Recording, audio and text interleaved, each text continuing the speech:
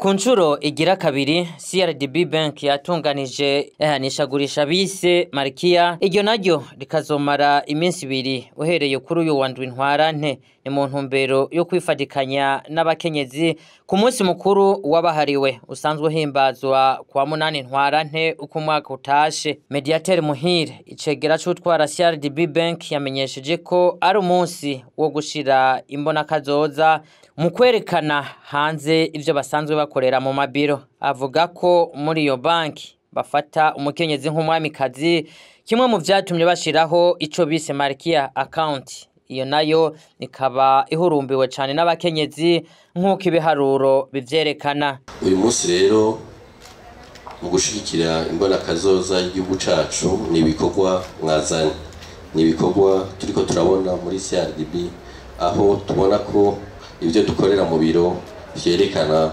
hanze bifise ikimazi. Turi kumwe CRDB Bank na mwebwe bapfasoni mboneza twita Malkia. Malkia ni jambo ry'igiswahili ariko mu Kirundi rirafise siguro n'umwamikazi.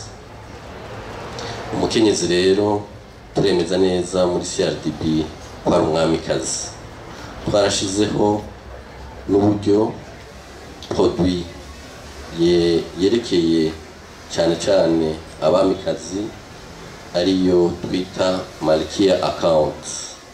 Iyo Malkia account abakenyezi nta nkeka turemeza neza ko bamaze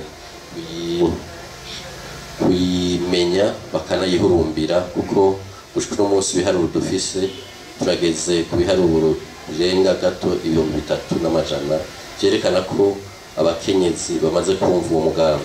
Nina Hazwereya, umwe mu bakenyezi yari yitavye iryo hayanishagurisha, arashima ko gushira ahabona ibidandazwa vyabo bifise akarusho, eka mbere akerekana n'inyungu ku byo bakora, agahamagarira abandi kujijuka bamenye ukwiteza imbere ubwabo no guteza imbere igihugu. Itandukaniro rihari nuko bijya bije biva hanze.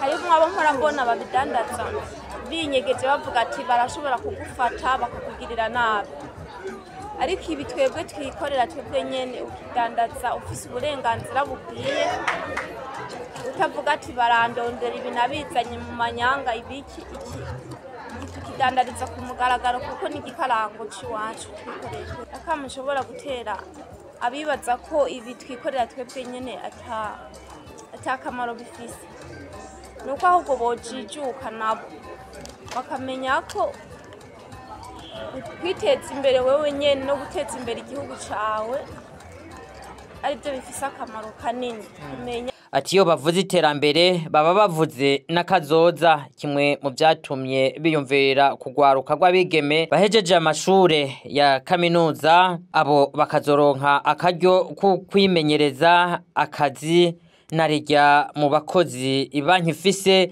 ibice byababa 50% ari abakenyezi. Vyiganwa na Mediateur Muhire icegera c'utwara CRDB Bank. Ariko iyo turiko turavuga iterambere mwaruno rugamba mwa bino biringo twariyumviriye na kazoza. Mwa kino gikorwa rero twariyumviriye ugwaruka w'abakobwa b'abana bakiri bato bari mu mashuri, aho dufashanije n'igisata kibijejwe muri CRDB kijejwe kuraba abakozi na kazoza n'iterambere ryabo. Tuzotanga icyo twita stage professionnel seri dédié ku bakobwa bahejeje za kaminuza. Ivyo tuzoheza tubitangaze mubibone neza, aho abakenyezi ba Malkia mwa kino gikorwa tuzobashira imbere, tubone ko CRDB Bank dufise ico tuzi ko mwatumariye kandi ushobora kutwara. Kanatsinda no mu biharuro dufise by'abakozi hafi 50% y'abakozi na abafaso. Leta idusaba 30, ariko turi hafi gato gushikana ibice 50, kandi twibaza ko uravubwira n'ukerebutse bafise kw'ivyo bice nta nkeka bazobirenga.